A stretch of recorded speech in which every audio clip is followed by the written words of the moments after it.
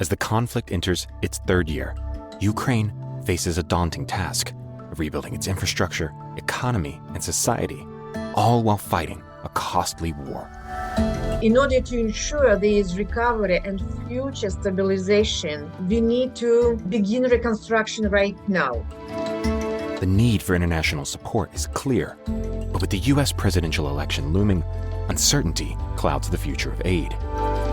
Can private sector involvement fill the gap? And say, well, what's to say in 2 generations that we cannot have an economy with massive growth, massive opportunity in infrastructure to bring back and to rise up everyone in Ukraine to a modernized European economy? Who are the actual people on the ground that are going to be involved in reconstruction and economic recovery? And what impact will Ukraine's reconstruction play in the larger picture of defending democracy? This is Global Insights by Network 2020. Today, rebuilding Ukraine and the challenges of reconstructing a nation still at war. Today, we're joined by Michael Newson, Senior Program Coordinator for Migration and Sustainable Development at the International Organization for Migration in Kyiv, Tetyana Korotka, Deputy Business Ombudsman of the Business Ombudsman Council, and Eric Hontz, Director of the Center for International Private Enterprises Center for Accountable Investment. Moderating the discussion is Courtney Doggart, President of Network 2020. Tetyana, I'd like to start with you. So as the third rapid damage and needs assessment is being finalized, could you just walk us through what are some of the most immediate areas of need for Ukraine? And I think also for our audience, just to set the stage, why is beginning reconstruction or working on reconstruction while the war is the outcome of the war is the war still ongoing, the outcome is unknown. Why is it in the best interest of Ukraine and its allies? And couldn't one argue that the outcome should be known before starting on costly reconstruction? So a lot of questions kind of packaged into one, but if you could kindly set the stage for us, please. Yeah. First of all, thank you very much, Courtney, and your colleagues for inviting me to speak and to explain the situation and meet your audience. It's a great honor for me to be here today. As for the question, yes, there is no secret that Ukraine significantly depends on the international support right now because our economy is under incredible pressure. It's difficult even to realize that in 21st century, yes, we have certain damage without the natural disaster, yes, because of the people disaster. That's why, in order to ensure there is recovery and future stabilization, we need to begin reconstruction right now. And I would highlight 2 aspects of this process that definitely also reflect the answer of your questions regarding the priorities. Yeah, so also let me answer a little bit in complex. First of all, it's the stabilization of region. Why we need to stabilize the region, because we should rebuild infrastructure, we should recover logistics, we should also provide revitalization and the mining of the region.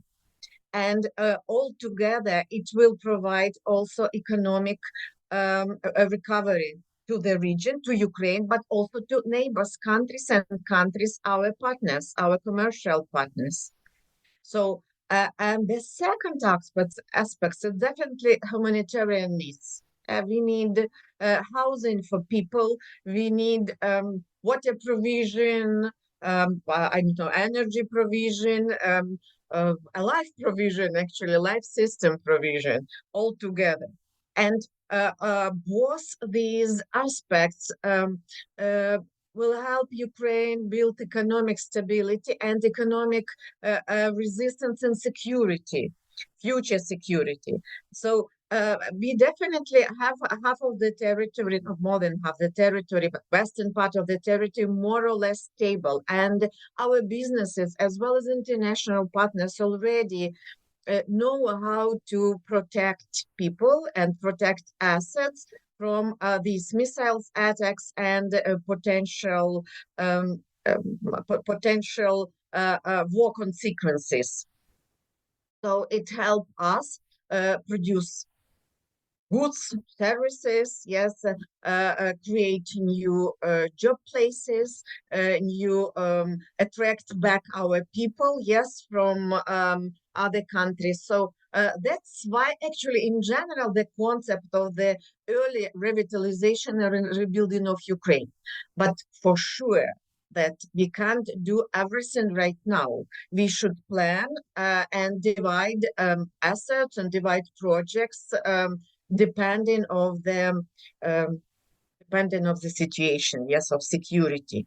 So, and our government works on the plan, and actually the plan of recovery. There is some funding for this plan also will be provided based on the EU support. And maybe you know that just yesterday was approved the package 50 billion euro for Ukraine that's approved. So some part of these funding will be focused on recovery, for future recovery. Each big project should be well planned, well arranged, yes, well designed, yes, and people should be attracted, necessary companies, and in the future, it will be a big opportunity for also international partners to participate in our recovery. So it should be synergetic effect, not just for Ukraine and Ukrainian citizens, but also for region and for the international businesses as well. And the last but not least idea of this recovery, it's a demonstration of our resilience and cooperation and support with international society. It's important from psychological point of view, but also maybe we can share our moral support to our neighbors, yes, to fight for the democracy and to demonstrate real values, yes, for the future development and bigger progress. Thank you very much. Okay. And I'm ready to answer questions, of course. Thank you, Tetyana.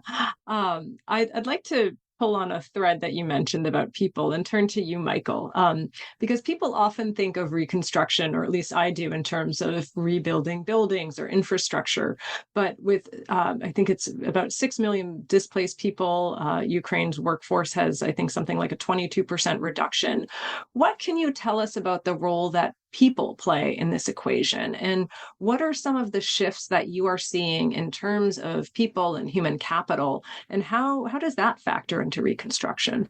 Yeah, thanks, Courtney. Thanks for the question, and thanks for having me. It's a question that comes up quite often, actually. I was on a side panel a few months ago at the Rebuild Ukraine conference in Warsaw, and everyone was talking about how to finance reconstruction. And I was the only one on the panel who, as you point out, is concerned about the human capital factor. Who's actually going to do the reconstruction? And by that, I don't mean, which companies are going to be engaged, but who are the actual people on the ground that are going to be involved in reconstruction and economic recovery? Because I think it was known within the region, but internationally, it wasn't known that Ukraine was facing demographic challenges and labor market shortages even prior to the full-scale invasion. This was largely a result of decades of emigration to the Russian Federation, to Western Europe, but more recently actually to Eastern EU countries that were facing their own labor market shortages. And again, that's partly as a result of emigration towards Western EU countries. So you get a sort of domino effect of migration going on. But just to give some figures to give a sense of this, just looking at Poland, the number of first-time work permits that were given to Ukrainians in 2013 was 85,000. That had gone up to 545,000 by 2017, and up to almost 700,000 by 2021. So these are huge numbers of people who were obviously working age because they're getting work permits, leaving the Ukrainian labor market. So this already, even prior to the invasion, was creating demographic decline and labor market shortages in specific regions of Ukraine and in specific sectors.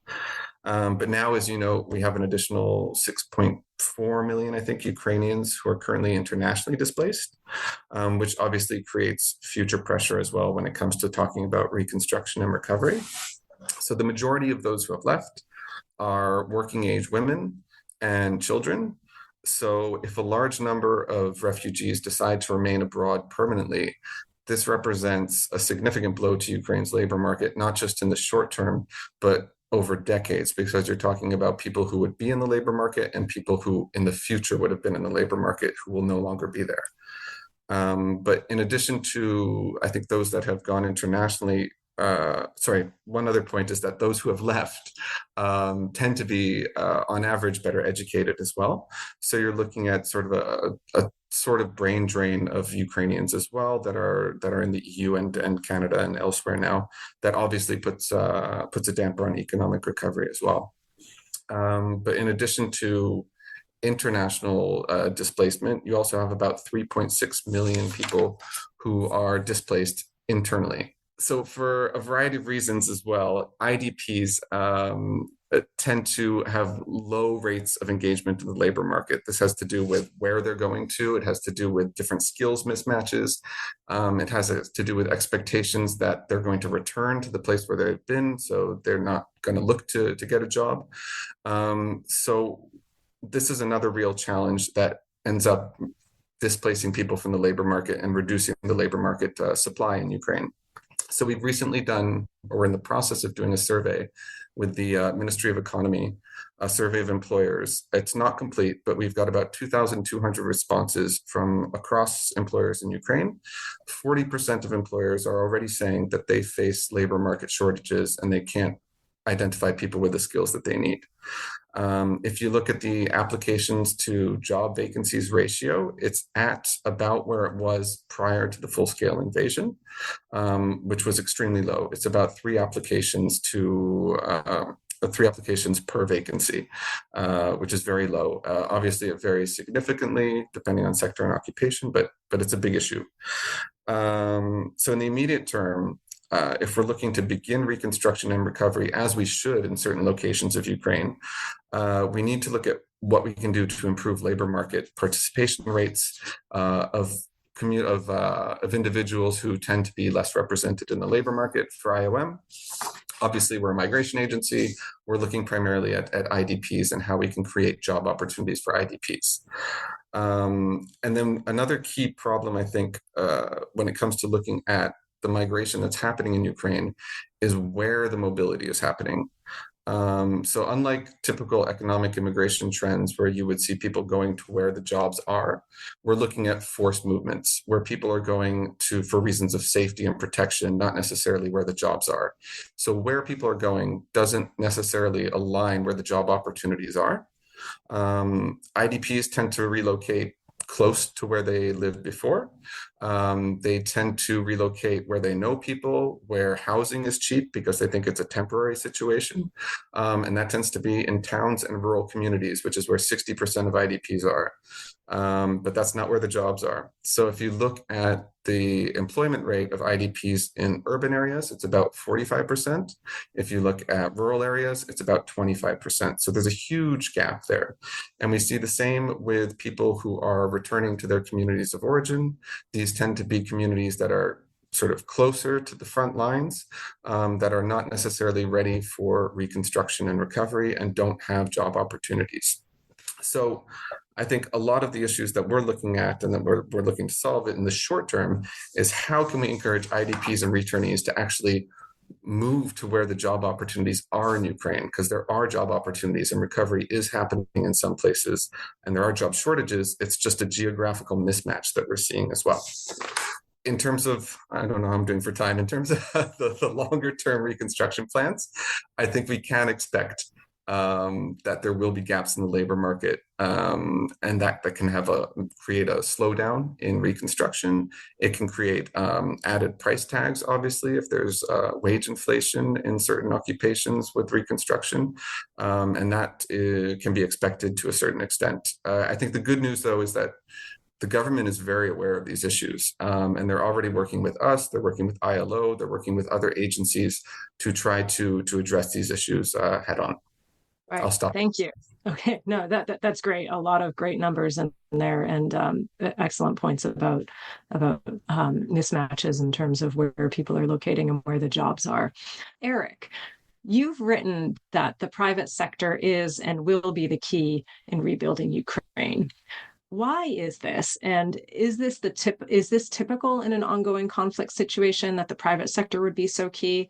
And just because I like to package multiple questions, how does rebuilding in an ongoing war zone impact the willingness of the private sector, particularly internationally, to get on board? Yeah, so all good questions, several packed into one. So look, it's complicated, and first and foremost, the private sector is the bulk of any economic activity in most nations around the world. It's natural that the private sector should be taking the lead. If you're like me and happen to believe that markets are a bit of a magical thing, and we have 40 million Ukrainians trying different things every day, to make things work and provide services and to provide products that people want to buy, then you have this dynamism. And I will say that prior to the full-scale invasion in February 22, we had two types of economy in Ukraine, and one was the one that you hear about or read about with the constant refrains. You read in the Wall Street Journal with the oligarchs, etc. And that was the zero growth or zero sum economy. And then there was another private sector that was a positive sum private sector, and these are the firms in the IT space, in small electronic manufacturing. So Ajax security company is a big manufacturer of security systems from Ukraine, both the software side and the hardware side. And these are really, they've identified their niche as a fairly low cost, offering a solid product at a fair price that is not necessarily affiliated with an authoritarian regime, from coming from a democratic country. And that was a pretty valuable proposition for Ukrainian companies, particularly in those dual use and sensitive areas. Going forward, I think that there's going to be a big attention to those dual use technologies that Ukraine is using on the front today. I would also, note that Ukraine is a rather large European country. It's smaller by the size of by the scale of the United States, but it's still the size of Texas, right? And Texas as its own territory is quite large, and it's also oval shaped. And so we have the western third of the country, which does experience alarms, it does experience strikes every now and then.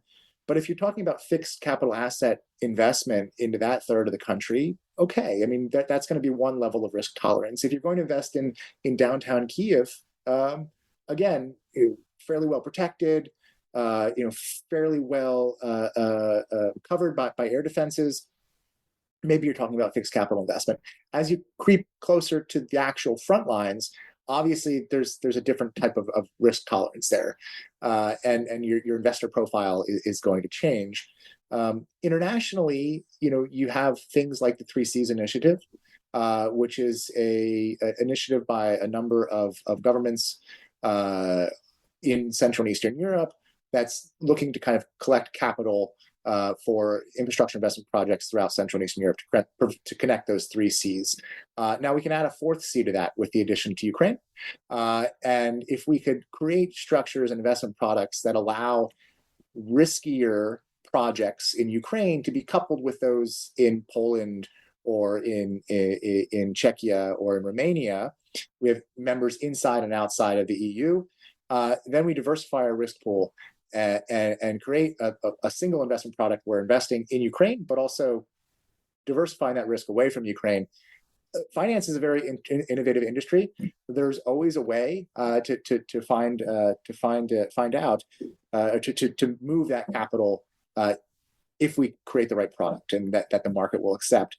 On the human capital, I completely agree with Michael that there were shortages, labor shortages prior to the full scale invasion in February of 22, and that's going to continue. But you do have answers with automation and scaling with robotics. Again, that plays naturally to Ukrainian strengths, the very strong programmers, very strong robotics companies. And as I do travel to Asia occasionally, I'm in Seoul, I'm in Tokyo, and South Korean, Japanese firms are looking at Ukraine as a manufacturing hub, as a distribution point, jumping off into the EU, or conversely, on the other side of the border in Poland, and then importing and exporting into the EU via Ukraine.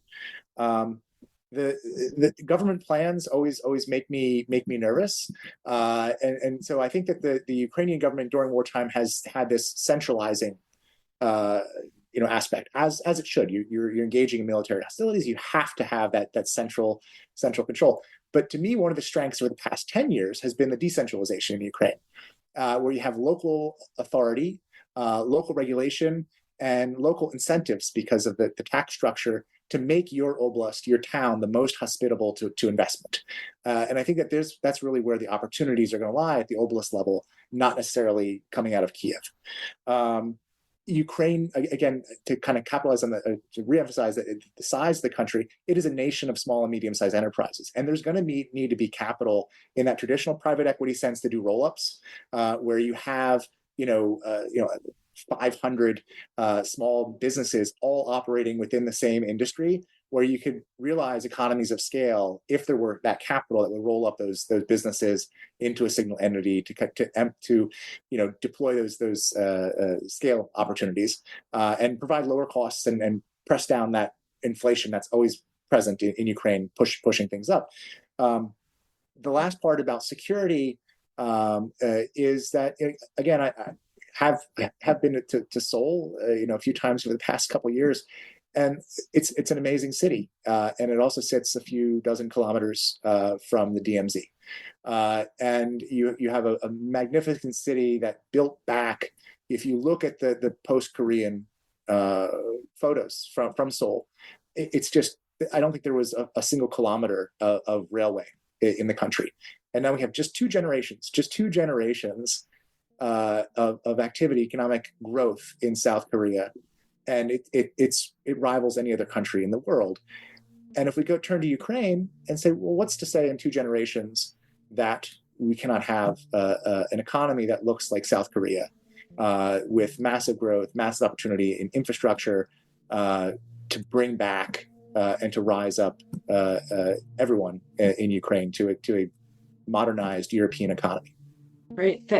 Thank you. I think that's a great point about potential models around the world to look at. And just as an aside, Network 2020 took a group to Ukraine, I believe in 2019, as part of our entrepreneurial diplomacy program. And we very much heard about what you were saying about that robust IT sector and just all the opportunities there and the high skill set. So thank you for mentioning that.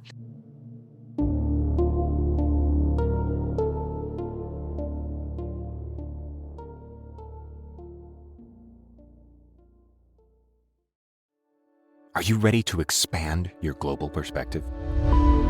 Network 2020 is your gateway to a community of diverse thinkers and practitioners shaping foreign policy. By joining our community, you'll gain access to thought-provoking events, meaningful connections with professionals from various backgrounds, and opportunities to contribute your voice to the global conversation. Support our mission with a donation or become a member today and broaden your understanding of the world. Tetyana, turning to you, just looking at ensuring the feasibility of reconstruction. So investing in Ukraine now carries significant risks, as we talked about, and also geographically dependent. Yet private market investment is crucial to rebuilding. So how can rebuilding Ukraine be opened up to the private market, and how is it being made safe for foreign companies? And what role does your organization play in maintaining integrity and safety for businesses and investors? No, let's think realistically that private investors that would like to invest right now are mostly those investors who already used to work with Ukraine. They know Ukrainian market, they have assets here, they have organizational structure, or they neighboring or partnering with the investors who used to work with Ukraine. So it's more or less a company that aware about the situation and about business climate and the specific and so on. The new investors maybe we should expect after the war. Yes, so it's clear because higher scale investors would be interested in a more stable situation, insurance, and so on. As for the Business Ombudsman Council, where I'm working for, this organization was established in 2014, right after the Revolution of Dignity, as an answer or response of the international society and newly elected government and 5 biggest business associations, including key Ukrainian business associations, American Chamber of Commerce, and European business associations, especially to be to bridge the gap, I would say, to between businesses and state authorities, in order to help businesses to overcome corruption issues. Yes, because that was the main idea of our establishment. EBRD and OECD also helped us to establish Business Ombudsman Council. They signed memorandum of understanding with the Ukrainian government, and the key idea of this memorandum was establishing Business Ombudsman Council. So a very independent or equally distant from three parties. Businesses, government, and international financial institutions. And our role is to help businesses to solve problematic issues in contacting with the state authorities, starting from very simple things like tax issues and finishing really with difficult law enforcement procedures. So starting from 2015, we already investigated more than 14,000 of cases. Yes, so there we have a huge level return of investment. Yes, because our direct financial impact of our work is hundreds millions of dollars or euro. Yes, depending on the calculations, but I mean it's a huge amount, and we help businesses to obtain difficult type of permits, licenses, to sign necessary contracts, documents with the state authorities. Open a criminal procedure because of the special situation, or close criminal procedure depending on the case. So this is our role. We are working as a mediator. However, our staff consists of high-level, very professional lawyers, mostly from a Big Four and leading Ukrainian legal companies. Business Ombudsman, as a rule, it's an international person, yes, so it's expat. The first Business Ombudsman was the next European Commissioner, Algirdas Šemeta, so that it's just for your understanding, it's at a high level, yes, a political level. Currently, Business Ombudsman is an ex-ambassador of Canada to Ukraine, so also well known in Ukraine and all over the world in the diplomatic rounds and international society. So very reputable person, highly qualified. I begin working from the very beginning, from the scratch. So I don't know already what kind of specialist I am. So mostly policy dialogue, probably the main specialty, but I have economic background.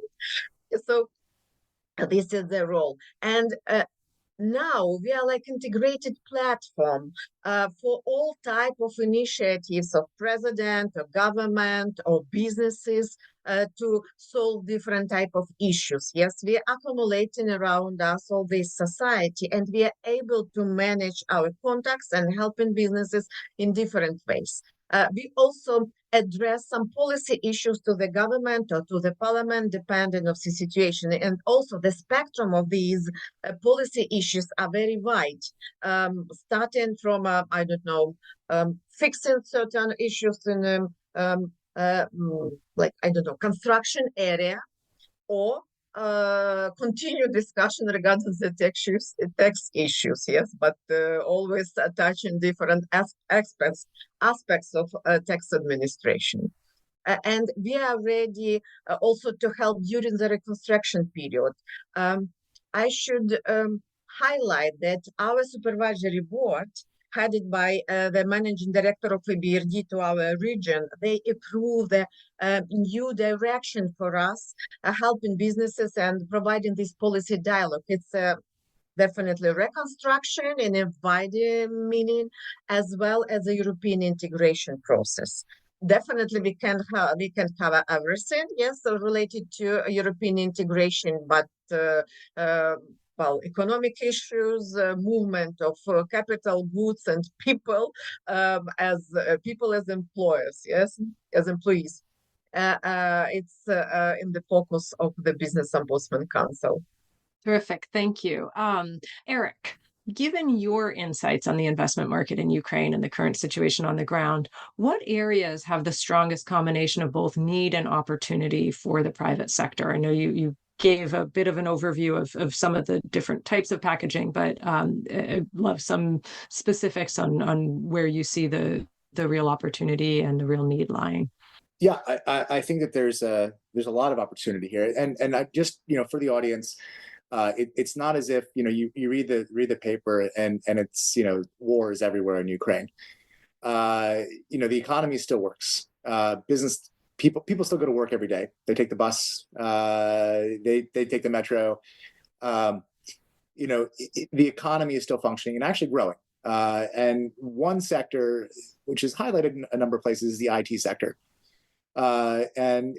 Last year, I think it had 20 or 30% growth. I can't remember the final number, but it was really impressive that during wartime, the sector grew by such an amount. We have stories of investments that were paused on February 22, and European companies went ahead and purchased Ukrainian companies. So IT being the first and foremost, agriculture, of course, but also agricultural roll-ups. So, looking at, investing in Ukrainian agriculture, it's a bit different than European. It's more consolidated. I think it's larger in operation, and this is where we get into the issues along the Polish border, which have recently happened, because, quite frankly, Europeans can produce a lot of agricultural products for a lot less money than it's much more competitive. And so I tell my European Union colleagues that Brussels is going to need to work out how to incorporate Ukraine, and not also it's a relationship. You have a large company of 40 million. An agricultural powerhouse, a brains powerhouse in terms of its IT capacity. I mean, Ukraine has a space program.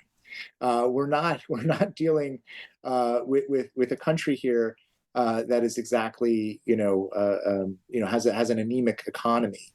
It has a lot of technical specialists.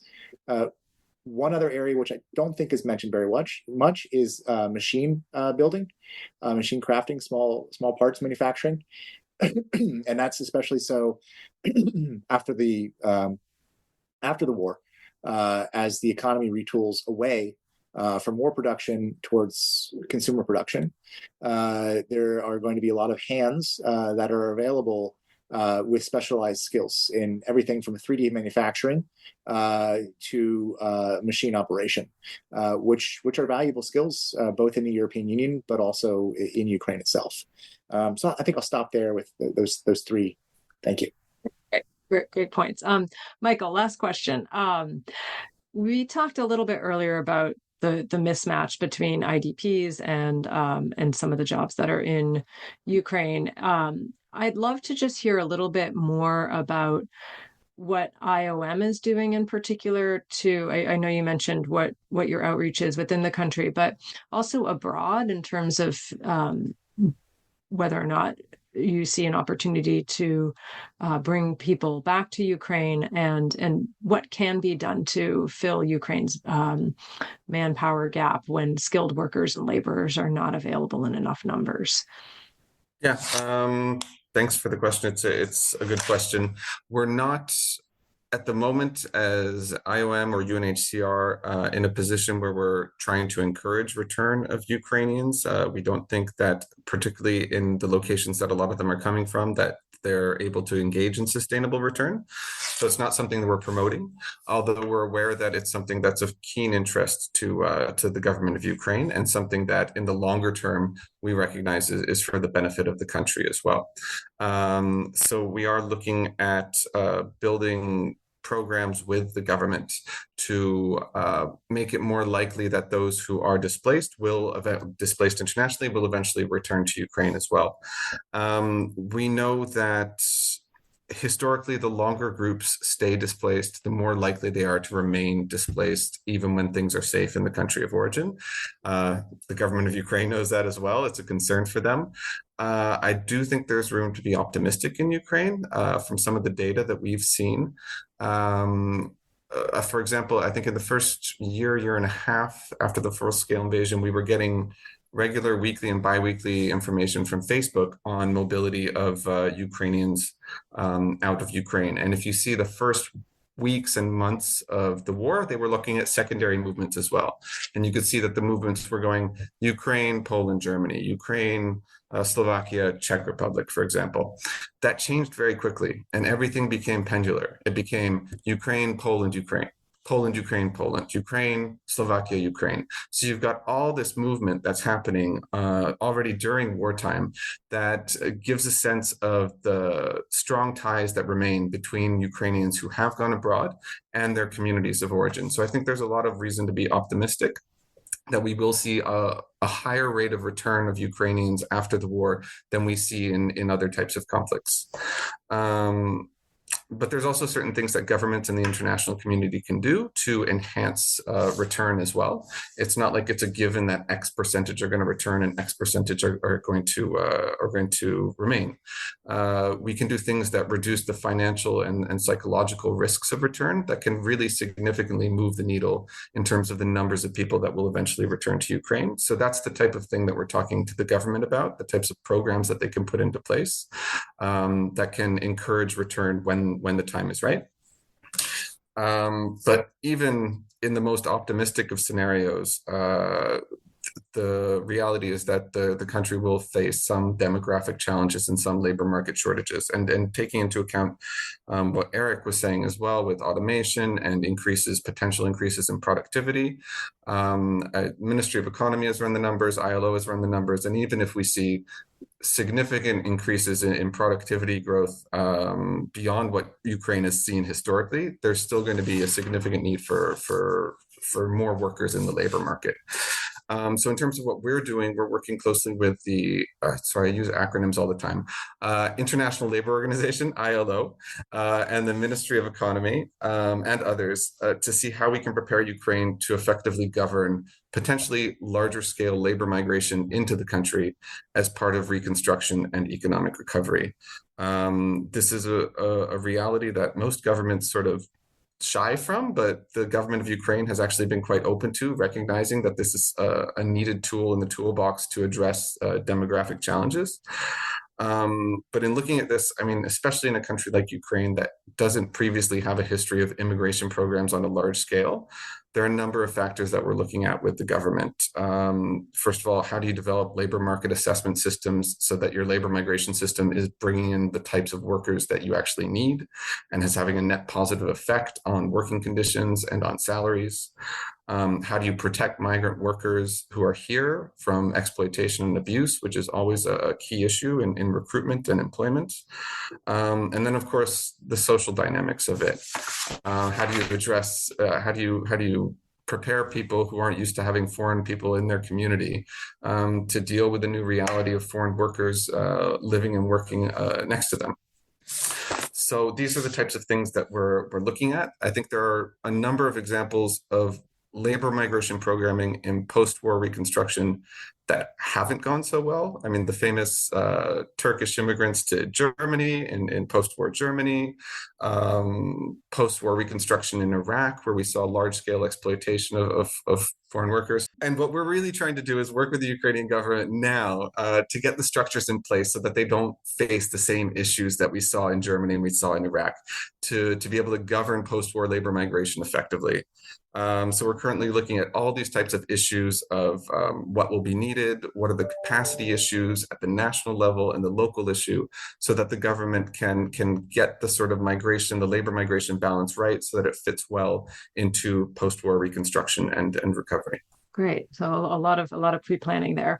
Tetyana, I'd like to talk a little bit about the corruption piece, because we are getting quite a few questions in the chat about that. And so I'd love to just hear from you what your response is, and what are you seeing in terms of trends in fighting against corruption? Oh, well, unfortunately, Ukraine well known as a stereotype that Ukraine is a corrupted country. But, being on this position for more than 8 years, I could definitely prove you that the level of these stereotypes should be significantly decreased. Yes, and it's over-evaluated the level of corruption in Ukraine. However, what is the real problem in Ukraine? It's law implementation. Terminology, it's called like law enforcement, but practically it's not like enforcement, but more like law implementation, law practical usage by state authorities. Because when they have discretion, they use as a rule not the lightest approach, yes, but the most hardest approach with fees or sanctions or something like that. And this is an issue. We should work on the change in behavior more than just discussion root corruption. For sure, we have probably the most developed anti-corruption system in the world. Yes, we have so many anti-corruption bodies. Some of them works better, some of them less good. Yes, but at the same time, the system is quite strict. And international society and international organizations like Michael's organizations of such type of partners, they are helping to polish in this system, and it's normal. Yes, we are working on improving the system, but as for the business environment, yes, there are some cases, of course. Recently, we had explosion of discussion around the business environment in Ukraine, and even in the presidential office, they addressed it, establishing a special council from key businessmen.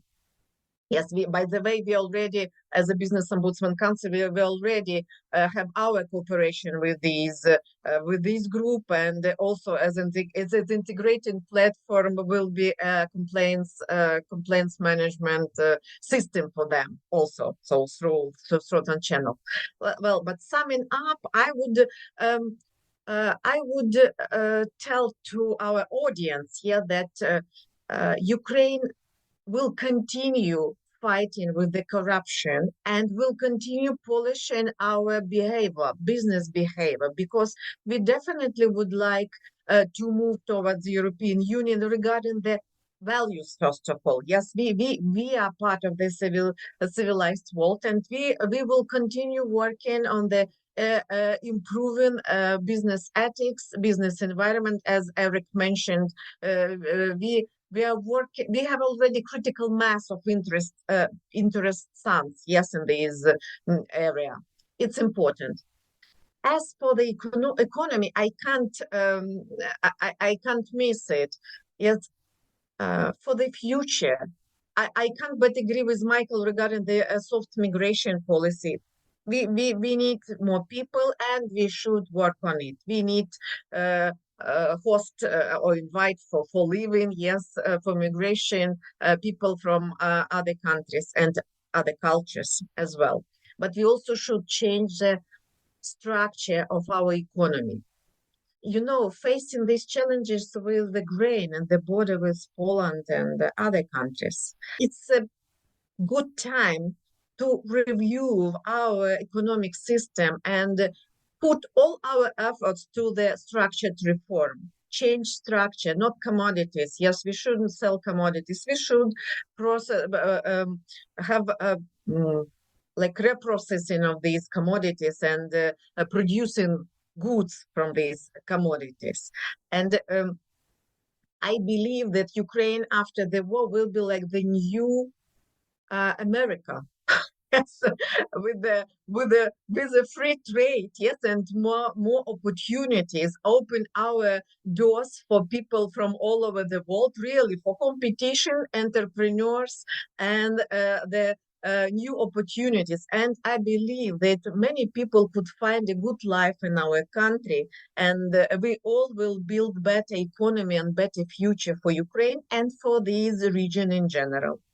Great, thank you. In the couple minutes that we have remaining, I'd love to just do one quick lightning round for all of you. I'll start with you, Tetyana, and then Michael and Eric. But what is the one thing that you would most want to see right now to move reconstruction efforts forward? Clear priorities and clear priorities of the government regarding the reconstruction. It will help all of us to focus and put all our efforts helping to overcome consequences of these war, early consequences.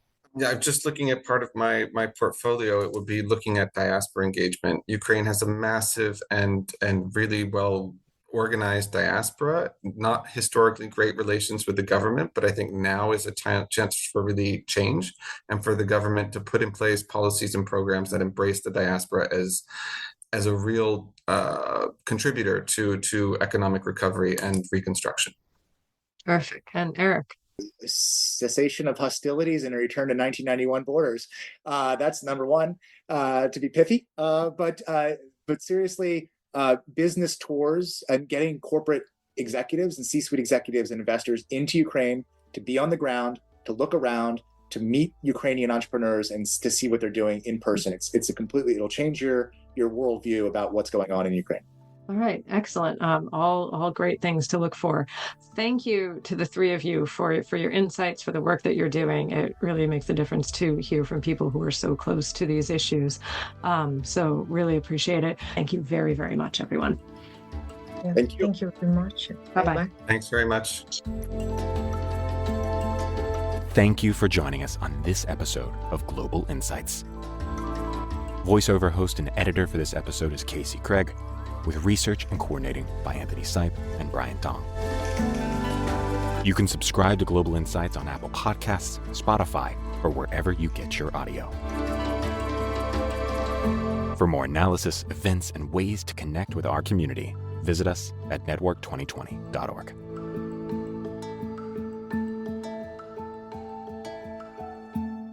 See you next time.